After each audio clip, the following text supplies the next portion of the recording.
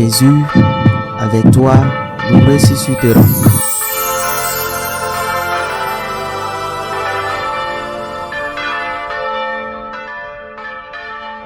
En ce temps-là, Jésus disait à ses disciples, « Comme le Père m'a aimé, moi aussi je vous ai aimé. Demeurez dans mon amour. Si vous gardez mes commandements, vous demeurez dans mon amour, comme moi j'ai gardé les commandements de mon Père et je demeure dans son amour. Je vous ai dit cela pour que ma joie soit en vous et que votre joie soit parfaite. Mon commandement le voici. Aimez-vous les uns les autres comme je vous ai aimé. Il n'y a pas de plus grand amour que de donner sa vie pour ceux qu'on aime.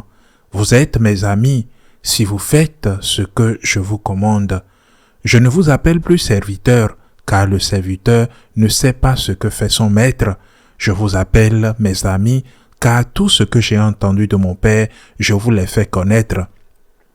Ce n'est pas vous qui m'avez choisi, c'est moi qui vous ai choisi et établi, afin que vous alliez, que vous portiez du fruit et que votre fruit demeure. Alors, tout ce que vous demandez au Père en mon nom, il vous le donnera. Voici ce que je vous demande, c'est de vous aimer les uns les autres. Acclamons la parole de Dieu.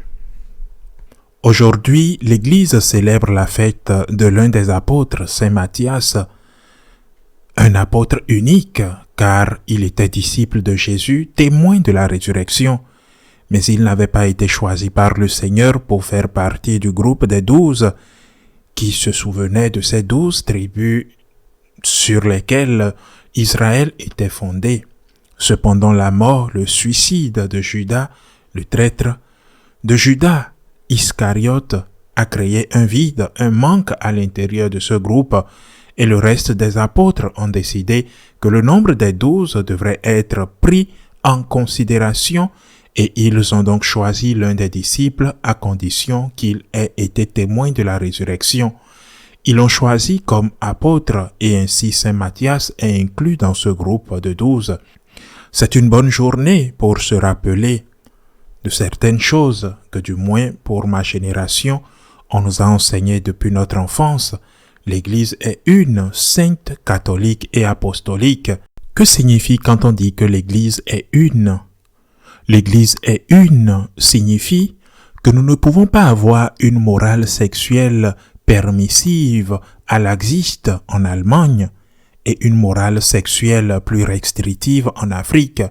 Ce serait d'être une seule et même chose. Que nous ne pouvons pas dire aux États-Unis que la présence réelle du Seigneur est authentique dans l'Eucharistie et dans le même temps dans d'autres pays dire non, qu'elle est juste symbolique.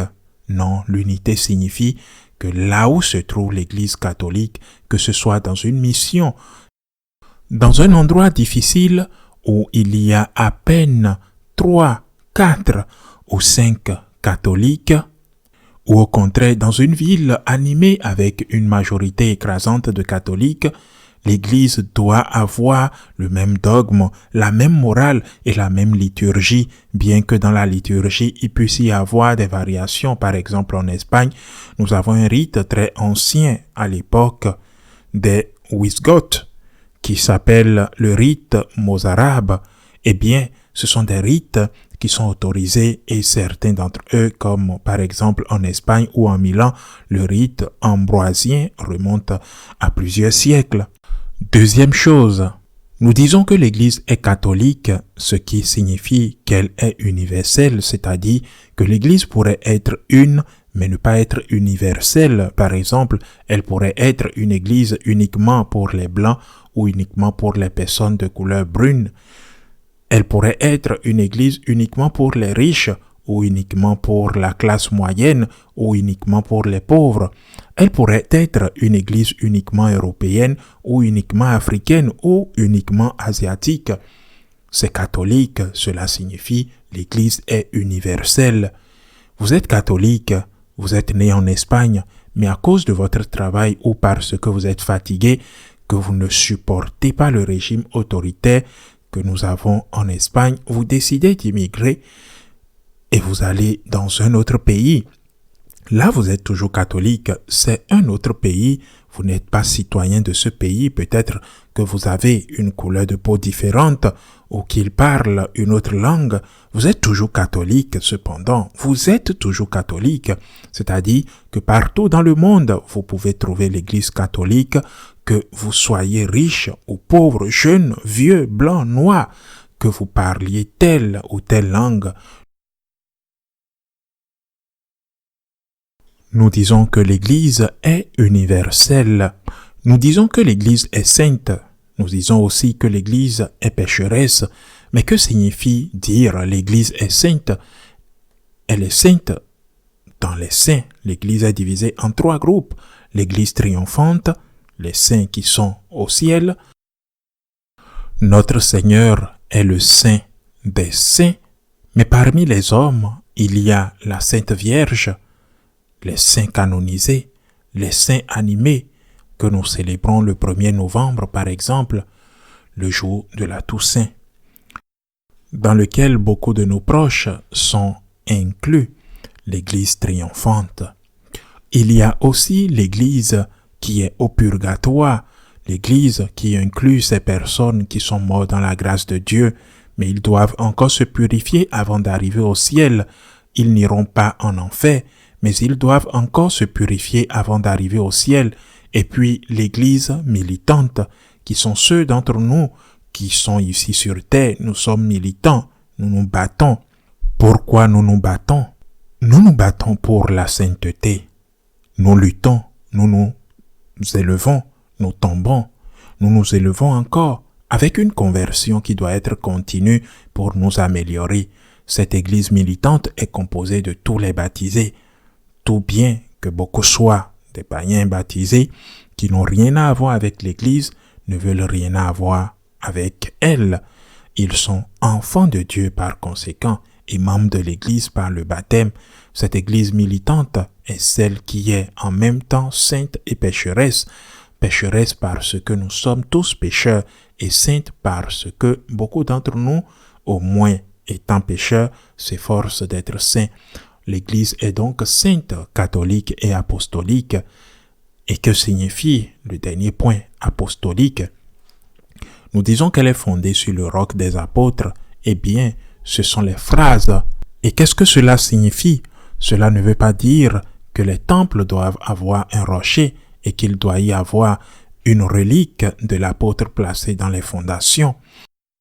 Cela veut dire que nous proclamons et enseignons, croyons et essayons de vivre ce que nous croyons, ce que les 12 apôtres nous ont transmis. Ce n'est pas une église inventée, ce n'est pas une église qui change, c'est une église fidèle. Elle change dans tout ce qui n'est pas essentiel et reste fidèle contre tout et contre tous. Ce qui est essentiel, c'est ce que les apôtres nous ont enseigné, les apôtres et puis ceux qui ont continué l'œuvre des apôtres.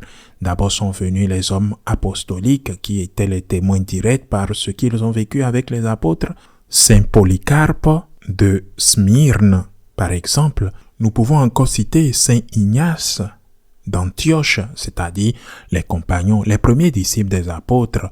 Saint Luc, par exemple, Saint Marc, qui étaient aussi des évangélistes, Saint Marc qui fut le compagnon de Saint Pierre, Saint Luc, le médecin, compagnon et ami de Saint Paul, c'est-à-dire ceux qui, les premiers, l'ont entendu et ensuite transmis à Rome, par exemple.